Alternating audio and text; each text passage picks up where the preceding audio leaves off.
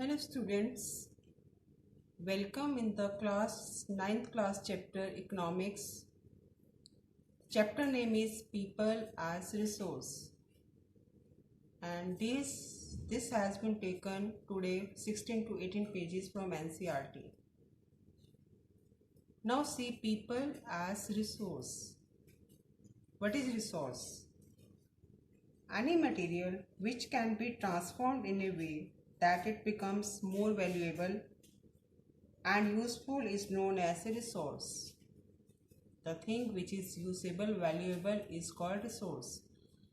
Now you will ask how people as a resource. See in this point, population as an asset for the economy rather than a liability. See these two words, asset and liability. These two words are almost used in the economics. Assets means that is useful for someone, and liability means responsibility, accountability. But population as an asset for the economy rather than a liability. Almost population is taken as a negative factor. But I will tell you, if population is taken as a skill or productive, then it becomes an asset. How it becomes an asset? By the skill and productivity of the human beings. Then population becomes an asset, not a liability.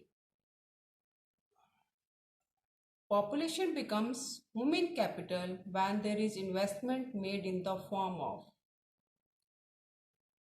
Yes, this is very important point. Population becomes human capital when there is investment made in the form of.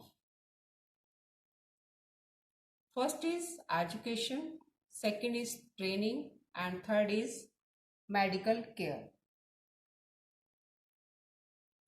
It means when a person gets education, after then he gets training, and if he is healthy, that person becomes the human capital and it is an asset for any country.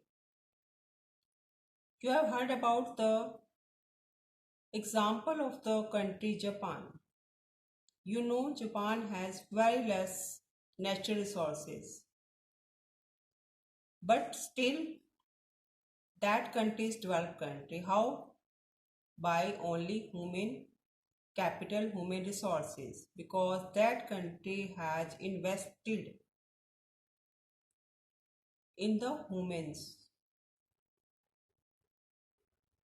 Whenever we invest something in anything, in any purpose, in any business, what is the purpose of that?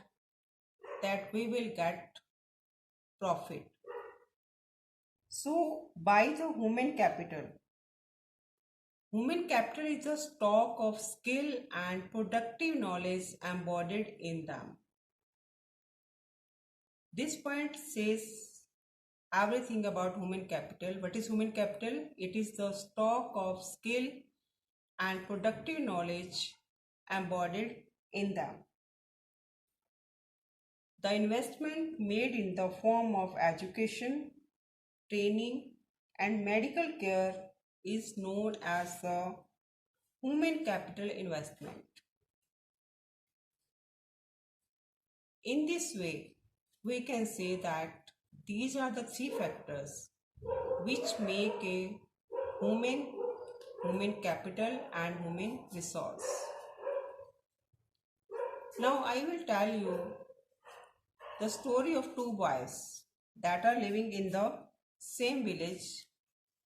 The name of them are Sakal and Vilas.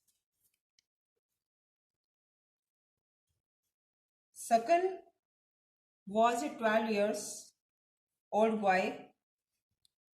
His mother Sheila looked after domestic chores. His father Bhuta Singh worked in an agriculture field. Sakal helped his mother in domestic chores also. He also looked his younger sister and brother. But his parents forced him to join the village school which he soon joined. He started studying and completed his high secondary examination.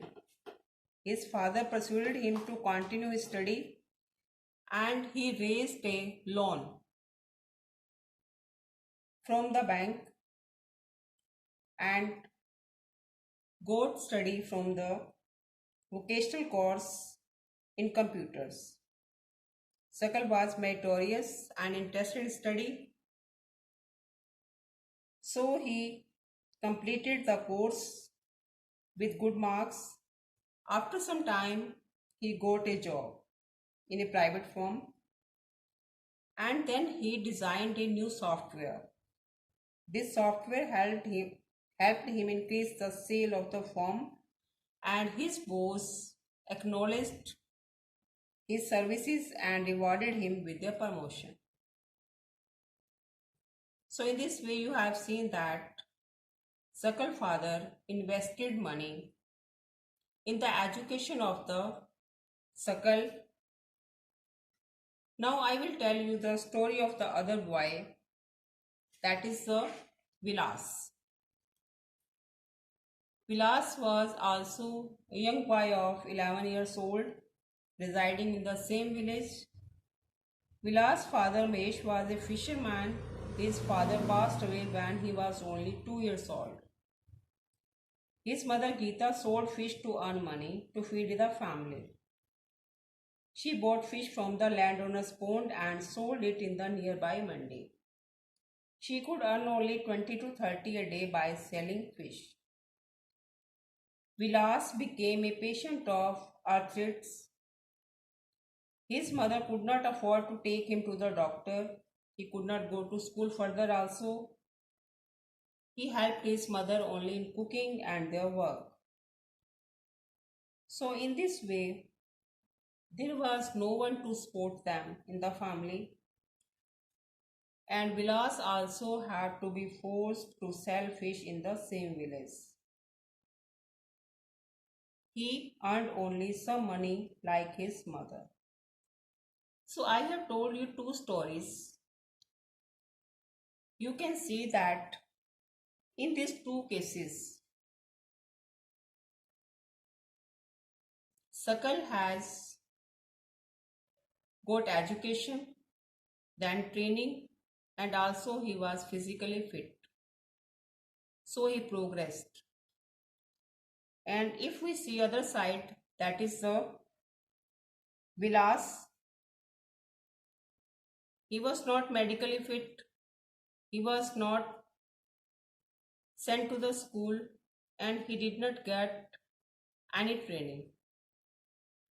So he was forced to earn only some money. So in this way you can see that these are the three factors which make the human a human resource, which convert the human into human capital. In turn, space an individual a good return, a good product. So investment in human resource, education and medical care can give high rates of returns in the future. That's why we can call that people as a resource. Thank you.